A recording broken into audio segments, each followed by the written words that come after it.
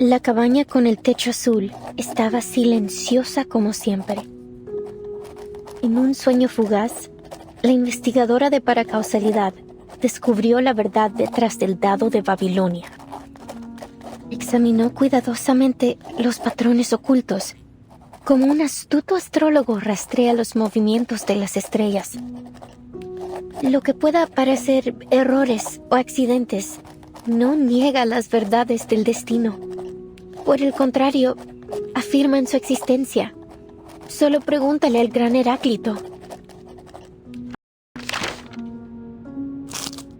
En un universo no observado, el dado de Babilonia gira perpetuamente, dictando el destino de todos en un tiempo que es tanto infinitamente largo como infinitamente corto.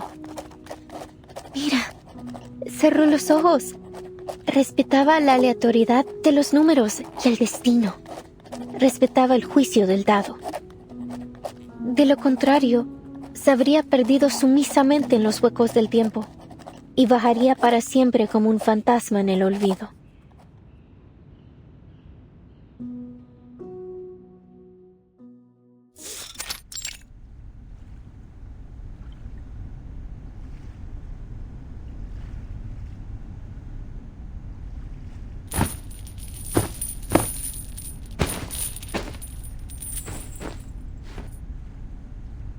First, allow me to make one thing clear. I had absolutely nothing to do with what happened to the idealist yesterday. I swear it on my career as a writer. As you all know, the idealist and I are the representatives of the two factions of La Sociedad de Poetas de las Américas. As you also know, we have been at peace since the Let Sleeping Dogs Lie agreement was signed a few months ago. Despite our differing views, we have coexisted to this day under the watchful gaze of the Central Tower. Rest assured that we will work tirelessly to locate the missing idealist. Don't put so much pressure on yourself, Miss Octavia. His death wasn't your fault. After all, he was the one who threw the first verbal dagger.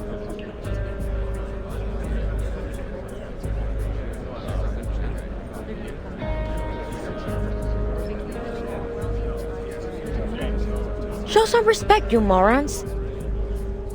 The idealist is missing, not dead. I'm sure he'll show up in one piece before we know it. Better face the hard truth now, Roberta. Though, I have to say, it won't be easy for you to find a new leader as mad as him.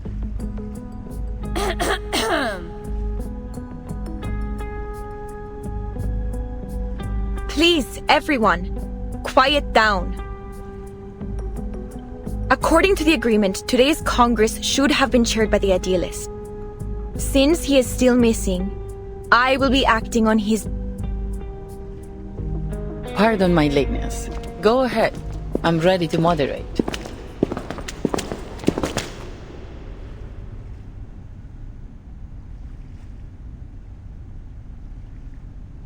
Miss Ford, I looked over the incarceration and visitor records from the past 6 months. There was no mention of anyone named Doris. Then it seems only the physician knows the whereabouts of Dr. Dorez. Miss Jailer, we need to meet with the physician. It's important. Listen, you really shouldn't take the inmates' ramblings too seriously.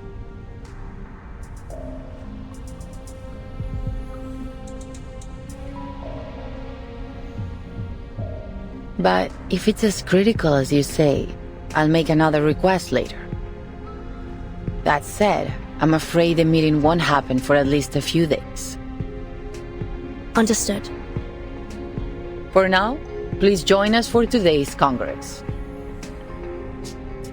Espectacular! Do you hold literary salons like this every day? This place is practically a writer's paradise. So, you're the host of the salon, Octavia? I say we set aside our differences and have a titillating literary discussion. You've come at the right time. You may serve as witnesses for the Congress alongside the jailer, like a citizen's jury in a court. Your suggestion aligns with the congressional rules. Very well. Congress? Witnesses? Isn't this a salon? Which topic are we discussing? Literary theories? Schools? Principles? Languages? Oh, narrative perspectives? None of those.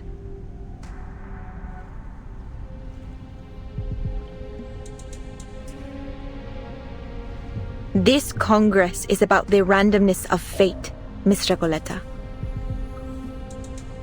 Randomness of fate?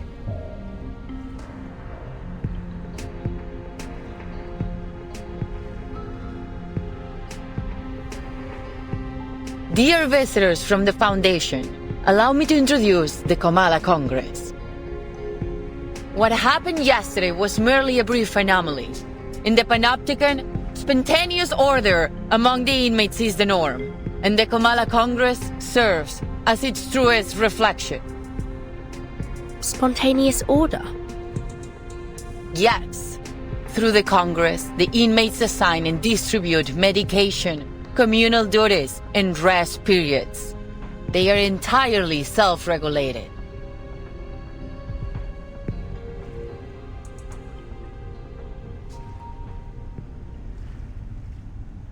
I hereby announce the commencement of the 7th Kamala Congress.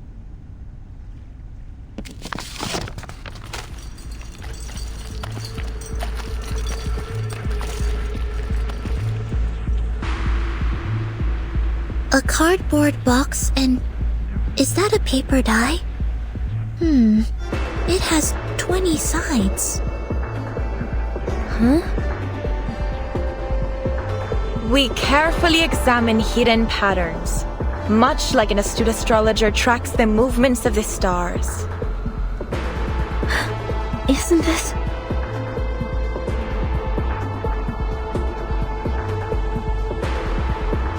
Isn't this just like the Die of Babylon? The MacGuffin that weaves through the entire plot? The infinite symbiote of fate? And the symbol that compresses time into a shriveled circle? What may seem like errors or accidents doesn't negate the verities of destiny. On the contrary, they affirm its very existence. Just ask the great Heráclito. In an unobserved universe, the die spins in perpetuity. Dictating the fate of all in time that is both infinitely long and infinitely short? Look, I've closed my eyes. I respect the randomness of numbers and destiny. I respect the die's judgment.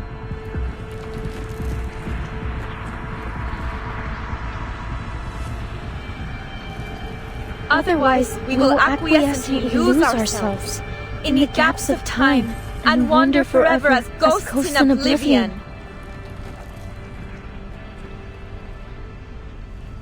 I don't understand what's going on. Oh, but the irony that I probably have more idea what's going on than anyone here. Miss Recoleta, this is all in your novel, isn't it? I'm afraid so. The recitations, the references to an astrologer and Heráclito, they couldn't possibly be just a coincidence.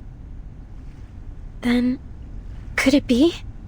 Will they look to the die to dictate their fate?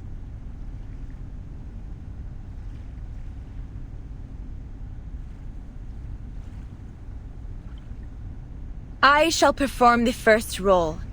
Its result will determine the subsequent roll order for this Congress.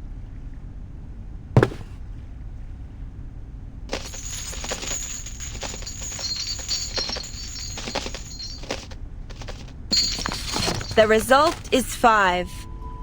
This check complies with the prerequisite conditions of the ruling of the die, and the standard roll order has been established. Inmate Jose, please come forth. You are the first in the initiative order. Therefore, fate's judgment shall fall upon you before all else. Me? Okay.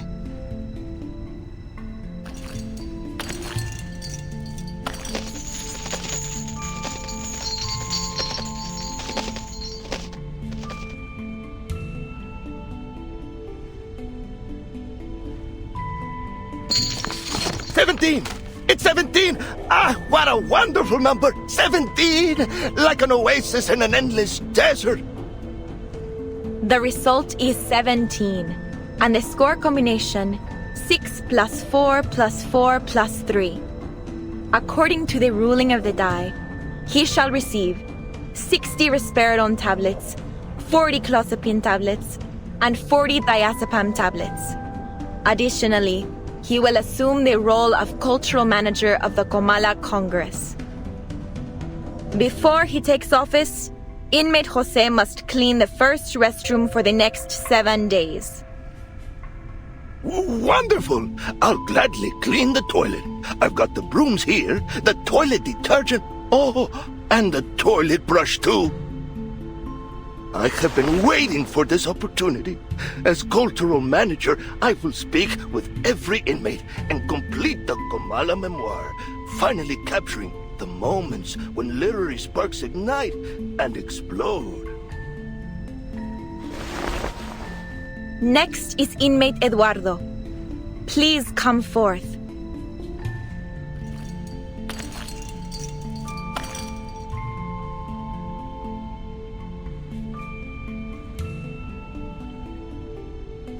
But I can't remember the ruling of the die. I can't remember anything. Damn it. Sorry, Senora Octavia, but I don't think I can do this. I didn't get any medication in the last Congress. I've had multiple episodes. It's like my brain's jammed or something. It's all right, inmate Eduardo. It's easy. You don't need to know the rules to roll the die. Give me your hand, I'll help you.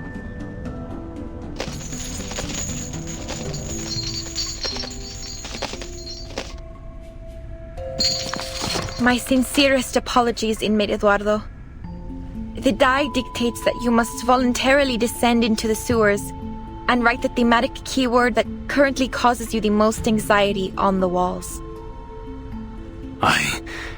Thank you very much, Miss Octavia. I think my head's about to split in half. I need a moment to rest before I head down there and fulfill my destiny.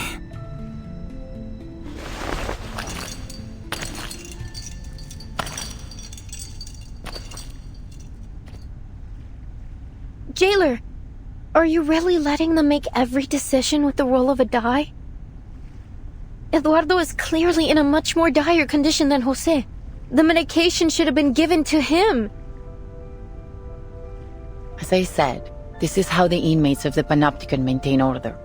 The physician periodically provides medication, food, and other necessities, and the inmates distribute them in this spontaneous and efficient manner. Neither authority nor violence is involved in this process. This is what sets Comala apart from all other custodial facilities.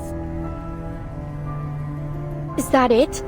You abdicate all agency to the roll of a paper die and call it the randomness of fate? What kind of sick joke is this? Please calm down, Recoleta. This is the method that the inmates have collectively decided to recognize. They're prepared to face the possible sacrifices that it brings. This isn't about you or me. It's not our place to interfere with a procedure that has been proven both pragmatic and effective. My duty is to assist the inmates in maintaining order through the methods that they have established. And yours is to witness their self-governance, not judge it.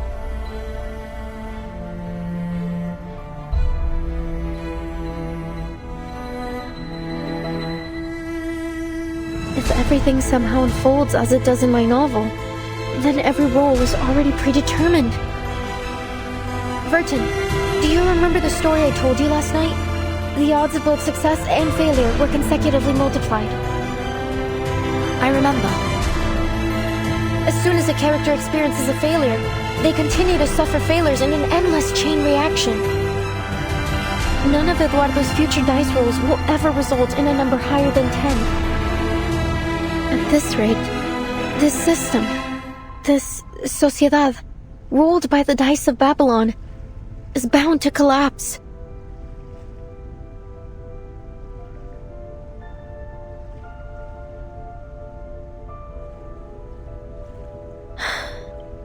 Eduardo will never receive any medication.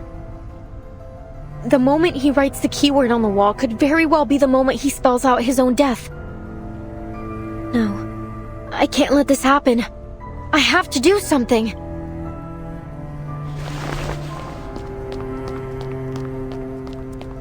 Wait, Miss Recoleta, what are you doing?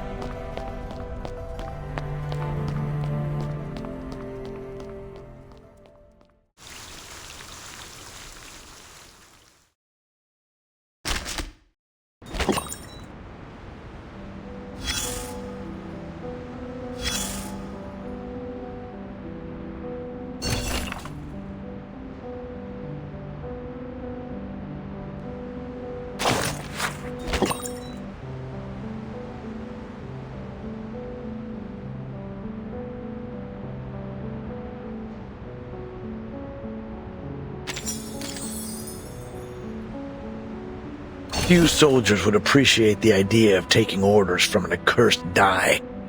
A skilled commander would never rely on luck to make decisions. On the battlefield, the distance for every maneuver should be clear and precise, not two numbers with a D in the middle, unless you're looking to invite a mutiny. That said, if a die with such power were placed in a soldier's hand, I'm pretty sure they'd roll it and let it decide their destiny.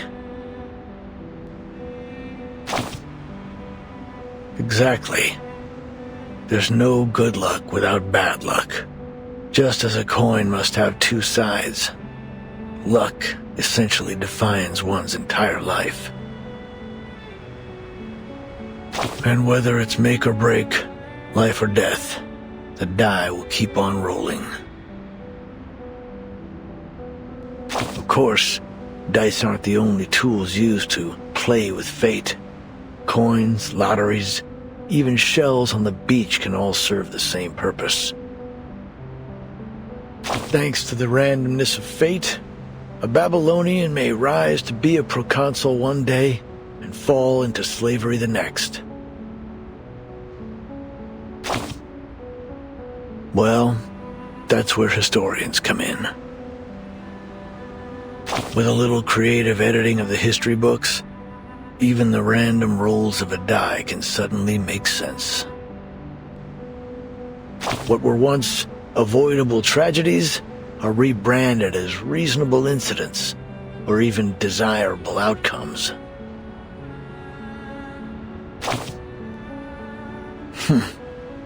You're starting to sound like a gambler.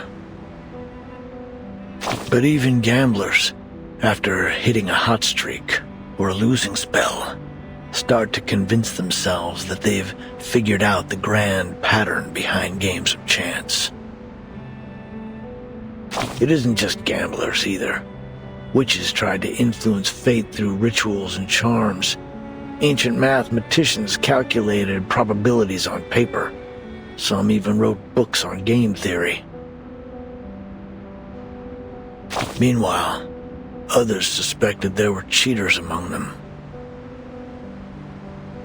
I just hope these high rollers unite to confront the demon who holds the laws of the universe, the past, present, and future, in its claws, and give it a well done and a slap in the face. Haven't I always? It's just that today, the die rolled a peculiar number. But all things considered, I prefer the other kind of commander. The die is cast, but regardless of what number has been rolled, it's time to cross the river.